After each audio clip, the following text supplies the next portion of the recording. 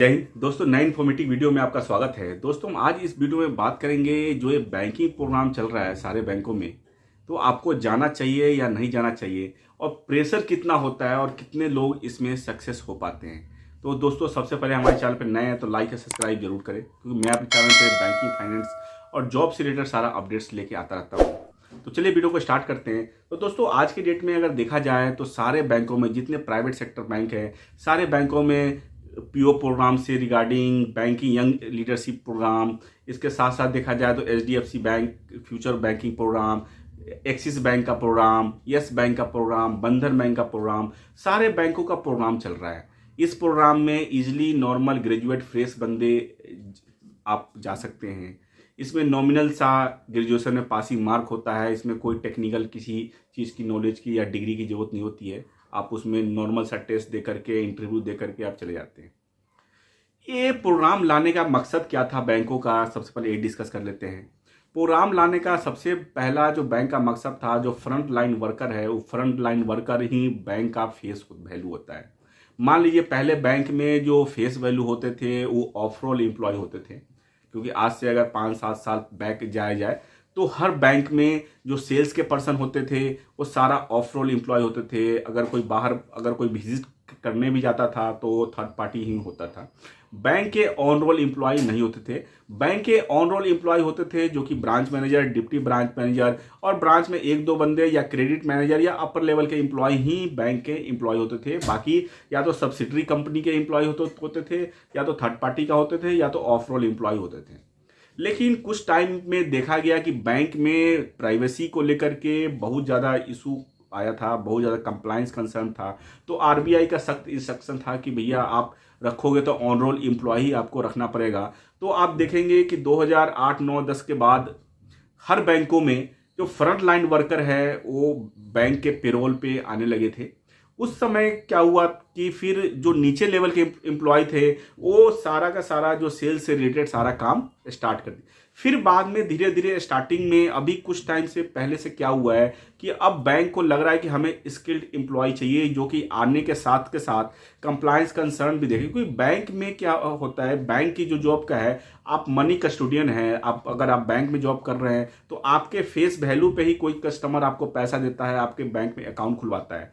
उस समय क्या होता है कि अगर आपकी पर्सनालिटी सही नहीं है, आपके स्किल सही नहीं है, तो कोई भी बंदा आपके ऊपर फेस नहीं करेगा, कोई भी आपके पास खाता खुलवाने नहीं आएगा, कोई लोन्स के लिए आपको अप्रोच नहीं करेगा। क्योंकि आपका अगर फेस वैल्यू सही है, पर्सनालिटी सही है, तो लोग आपसे बात करेगा। स्किल पर्सन ही मार्केट में पूछे जाते हैं। अगर आपके पास नॉलेज है तो आप देख रहे होंगे कि 50 लोग आपके दोस्त मिनट में बन जाते हैं। लेकिन आप स्किल्ड नहीं है, आपकी पर्सनालिटी सही नहीं है, तो मार्केट में आपके दोस्त भी जल्दी नहीं बनते हैं। तो सबसे बड़ी बात है कि इसलिए हर बैंकों ने ला करके आज के डेट में स्किल्ड बंदे की जरूरत पड़ी है। तो सारे आज के डेट में आईएमए, मणिपाल, ये सारा का सारा जितने बैंक है, सारे बैंकों, सबसे पहले आईसीसी बैंक ने स्टार्ट किया था पीओ प्रोग्राम, जो कि 15-16 साल बैक से ही चल रहा है। इस प्रोग्राम के अंदर आईसीसी बैंक में 35 से 40 हजार एम्प्लॉय अब तक आ चुके हैं इस प्रोग्राम के थ्रू। तो इसी को पैटर्न को देखते हुए अब सारे बैंकों ने 1-2 सालों में सारे बैंकों ने ये प्रोग्राम स्टार्ट कर दिया है।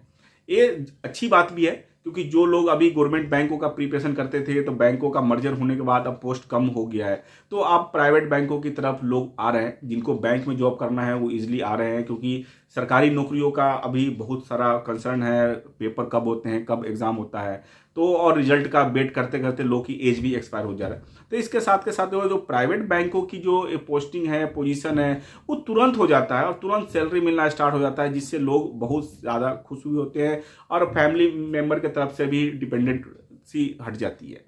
तो अब बात करते हैं कि जो ये जॉब है इसमें कितना प्रेशर होता है और कैसे आप उस प्रेशर से आप निकल सकते हैं। तो अब देखिए, जॉब में अगर आप आते हैं एज ए फ्रेशर, आप देखते हैं, और सबसे पहले मैं बता ही दिया हूं कि ये फ्रंट लाइन के लिए ही ये पोस्टिंग होती है। आप सोचेंगे कि आप डायरेक्ट मैनेजर बन जाओगे, आपको टीम लीडर प्रोफाइल मिल जाएगा, तो ये नहीं मिलता है। सबसे पहली चीज कि आपको काम सीखना पड़ता है। तो आप अगर मणिपाल में भी जाते हैं तो 4 महीने का वहाँ क्लासरूम ट्रेनिंग होता है। क्लासरूम ट्रेनिंग के बाद आप देखेंगे तो इंटर्नशिप का प्रोविजन है। इंटर्नशिप होता है। इंटर्नशिप में आपको ग्राउंड लेवल में देखा जाता है कि देखो क्या कैसे लोग काम करते हैं, क्या स्किल होता है, कस्टमर से कैसे बात करते हैं। उसके बाद क्या होता है, आपको OJT ऑन जॉब ट्रेनिंग मिल जाता है, ट्रेनिंग मिलना स्टार्ट होता है। आप फिर लोग कॉलीग के साथ बैठ के आप काम करते हैं, आपको बॉस आपको गाइड करता है कैसे काम करना है, क्या करना है। तो ये सारा कुछ प्रोसेस धीरे धीरे दे करके 1 साल के बाद आप काम सीख जाते हैं और फिर आप कंफर्म एम्प्लॉय हो जाते हैं। इस समय क्या होता है, जब स्टार्टिंग में लोग प्रेशर में आ जाते हैं, बैंकों में क्या सीन होता है, देखिए हर जगह कहानी सेम ही होता है, प्रेशर हर जगह है। आप अगर देखें तो डिपेंड करता है बॉस के ऊपर, जो आपका बॉस है वो कैसा है, कैसे व्यवहार है उनके, और साथ के साथ आपके ऊपर भी डिपेंड करता है कि आप कैसे लोगों के साथ ट्रीट कर रहे हैं। आप अगर किसी बैंक में जॉब लगी है आपको, तो आप सबसे पहली बात है रिलेशन बिल्डिंग आप नहीं कर रहे हैं, लोगों से जान पहचान नहीं कर रहे हैं, तो फिर आप सक्सेस नहीं हो पाएंगे। सपोज है कि आपने अगर फर्स्ट डे अगर आप कॉलेज में गए होंगे, स्कूल में गए होंगे, तो आप फर्स्ट डे थोड़ा सा लगता है कि हम कैसे जगह आए, कोई जानकार नहीं है, कोई कुछ नहीं है, लेकिन आप धीरे धीरे आप लोगों से बात करते हैं तो समझदारी होती है, लोग जानते हैं और धीरे धीरे सब सेटल हो जाता है। यहाँ क्या होता है कि अगर आप कॉलेज में भी जाते हैं तो बहुत लोग होता है आपको नेगेटिव देता है कि कॉलेज सही नहीं है, प्रोफेसर सही नहीं पढ़ाते हैं, ये नहीं है। तो सेम आपके जो प्रोफेशनल लाइफ है वहाँ भी सही यही होता है कि आप जहाँ काम कर रहे हैं, बहुत लोग ऐसे होते हैं कि आपको नेगेटिव अप्रोच भी देते हैं, यार काम कैसे करोगे, नहीं हो पाता है, फील्ड विजिट है ये है। लेकिन आप अगर बैंक में एज ए फ्रेशर आ रहे हो तो सबसे पहला थंब रूल है कि आपका लाइफ का गोल क्लियर होना चाहिए कि भैया हमको करना है तो करना है। अगर आपने ये सोच लिया कि आपको करना है, आपको लाइफ में कुछ अचीव करना है, तो आपके लिए बेस्ट प्रोग्राम है। लेकिन यहाँ पे प्रेशर आपको झेलना पड़ेगा। आप अगर सोच के चलेंगे कि भैया मैं आया हूँ, बैंक का नौकरी है, कैश काउंट करना है और घर जाना है, तो ये ऐसे नहीं चलेगा। तो ऐसा पर्सनल लाइफ से आपको टाइम निकालना पड़ेगा और साथ के साथ आपको काम पे ध्यान देना पड़ेगा। लेकिन आप स्टार्टिंग में ही, आज के डेट में अगर मैं देखूँ तो मार्केट में 22-23 साल के लोग भी ये प्रोग्राम HDFC बैंक, ICC और एक्सिस बैंक प्रोग्राम ज्वाइन करके आ जा रहे हैं, जो कि अगर देखा जाए यही 22 साल के बंदे 5 साल में कहाँ होंगे आप सोच भी नहीं सकते हैं। क्योंकि 5 साल में इतना स्किल डेवलप हो जाएगा, इतनी नॉलेज हो जाएगी बैंकिंग में, तो हो सकता है कि 28-30 साल की एज में किसी ब्रांच मैनेजर और रीजनल लेवल के एम्प्लॉय भी हो सकते हैं, इतनी बड़ी पोस्ट भी वो ले सकते हैं आराम से। क्योंकि बैंकिंग में मेन क्या है, नॉलेज लेवल का होना बहुत जरूरी है और साथ के साथ आपके आसपास में रिलेशन अच्छे होने चाहिए, कलीग के साथ रिलेशन अच्छे होने चाहिए, आपके फ्रेंड्स होने चाहिए बैंकिंग सेक्टर के, कि डे टू डे आप अपडेट्स ले पाए। और आज के डेट में डिजिटल चैनल इतने हैं, यूट्यूब से इतने हैं, आप हमारे चैनल को ही सब्सक्राइब करके रख के आप सारा कुछ अपडेट डे टू डे का ले सकते हैं कि बैंकिंग में क्या चल रहा है। तो ये सारा कुछ इन्वायरमेंट में है कि आप उससे आप सीख सकते हैं। लेकिन आपको नेगेटिव से आपको दूर रहना है। अगर आप नेगेटिव से दूर रह रहे हैं, आपकी आप हमेशा पॉजिटिव वे में सोच रहे हैं, तो आप बहुत अच्छा कर पाएंगे इस प्रोग्राम के अंदर में। और जहाँ तक बात करें सेल्स की, लोग कहते हैं सेल्स के लिए सबसे प्रॉब्लम क्रिएट होता है, सेल्स हम कैसे करें।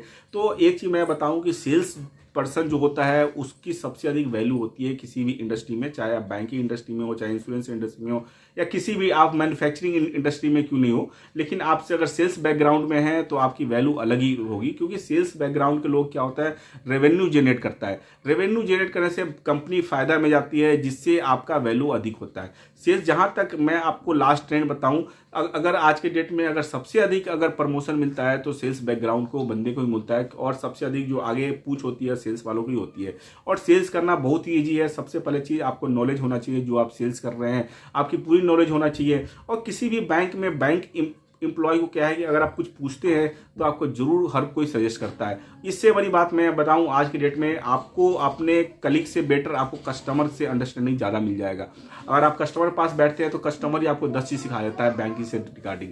तो दोस्तों ओवरऑल अगर मैं बात करूं तो अगर आप बैंकिंग में करियर बनाना चाहते हैं, ये प्रोग्राम जितने चल रहे हैं बहुत अच्छे प्रोग्राम है, आप जा सकते हैं। लेकिन इसमें आपके लाइफ का गोल सेट होना चाहिए और हमेशा पॉजिटिव वे में थिंकिंग होनी चाहिए। तो दोस्तों आशा करता हूँ ये वीडियो बहुत ही ज़्यादा इंफॉर्मेटिव है, तो लाइक और सब्सक्राइब जरूर करें। Thank you very much.